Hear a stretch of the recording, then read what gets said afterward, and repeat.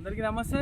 ఇది పొద్దుగాల మనం చూసుకున్న వీడియోలో ఇది ఒక చెరువు లెక్క ఉండే, దీన్ని మళ్ళీ సీసీ రోడ్గా మార్చినాం. దీన్ని నా దృష్టికి తీసుకొచ్చిన శేఖర్ అన్న. నేను చెప్పింది కానీ నిన్న కొంచెం వీలు కాక ఇలా మార్నింగ్ అంటే వచ్చేవాడికి స్కూల్ పిల్లలు కూడా ఎంతో ఇబ్బందికరంగా ఉంది. దాదాపు ఒక 5-6 రోజులు అవుతుంది కదా, వారం 15 రోజుల నుంచి స్కూల్ పిల్లలు ఇక్కడ ఇబ్బంది పడ్డారు. ఆ విషయం శేఖర్ అన్న నాకు చెప్పింది కాబట్టి ఈ రోజు సాల్వ్ చేసుకున్నాం. దీనికి సహకరించిన గ్రామ పంచాయతీ కార్యదర్శి గారికి మరి సిబ్బందికి మనస్ఫూర్తిగా ధన్యవాదాలు. ఎందుకంటే దీనివల్ల మన పిల్లలకే ఇబ్బంది అవుతుంది. ఇక్కడ స్కూల్కి వచ్చే పిల్లలకు ఇక్కడ ఉన్న ప్రతి ఒక్క పిల్లలతో మనవలే. కానీ ఇలా పొద్దున ఒక సన్యాసి, ఆ సన్యాసికి తెలియదు కావచ్చు, బహుశా వర్షం పడితే నీళ్ళు వస్తాయి అన్నాడు.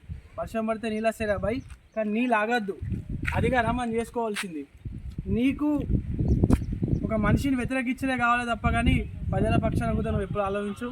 అయినా నీలాంటి వాళ్ళని చిత్తగలని మేము పట్టించుకోం. ఎప్పుడు మేము ప్రజల కోసం ఆలోచిస్తాం, ప్రజల సమస్యల కోసం ఆలోచిస్తాం.